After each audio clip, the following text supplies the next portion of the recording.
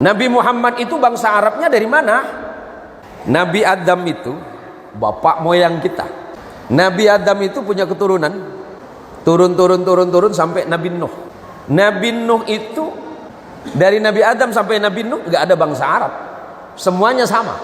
Nabi Nuh akhirnya punya 4 anak. Anak yang pertama namanya Kanaan, yang ditenggelamkan oleh Allah karena tidak beriman kepada kenabian ayahnya.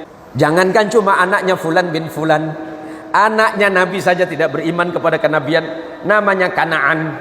Jadi jangan berharap karena anaknya si Anu kemudian dia jadi orang soleh, enggak. Karena ternyata anaknya Nabi Nuh itu bukan orang soleh, satu Kanaan. Baik, adiknya Kanaan bernama Syam.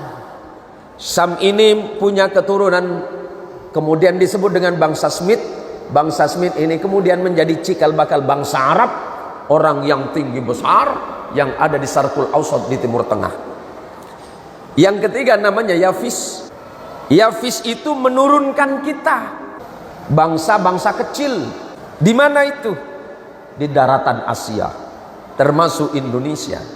Tubuhnya kecil mungil, kulitnya agak kecoklatan, berhidung pesek. Itulah keturunannya Yafis. Yang keempat, sambil pegang hidungnya, Bu. Oh, saya bukan keturunan bangsa Syam nih, saya Yafis. Yang keempat nama anaknya Ham. Ham menurunkan bangsa-bangsa Afrika yang berkulit gelap. Sam ini turun punya keturunan namanya Ibrahim. Ibrahim bukan orang Arab.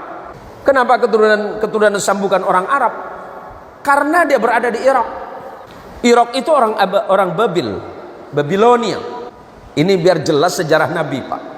Ya, sejarah nabinya biar jelas. Dari mana asal usulnya? Ibrahim punya anak dari istri yang berasal dari Palestina. Namanya Hajar. Lahir anak laki-laki bernama Ismail. Berarti Ismail itu terarabkan karena ibunya.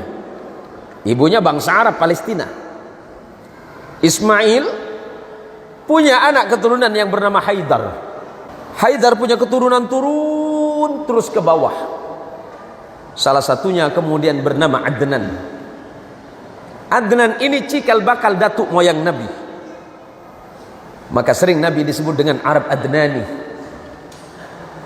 Turun lagi, turun sampai generasi kesekian belas, bertemulah kepada Hashim. Turun anak namanya Abdul Muttalib. Abdul Muttalib punya putra namanya Abdullah, dan Abdullah punya putra bernama Muhammad sallallahu alaihi wasallam. Ini sejarah singkatnya.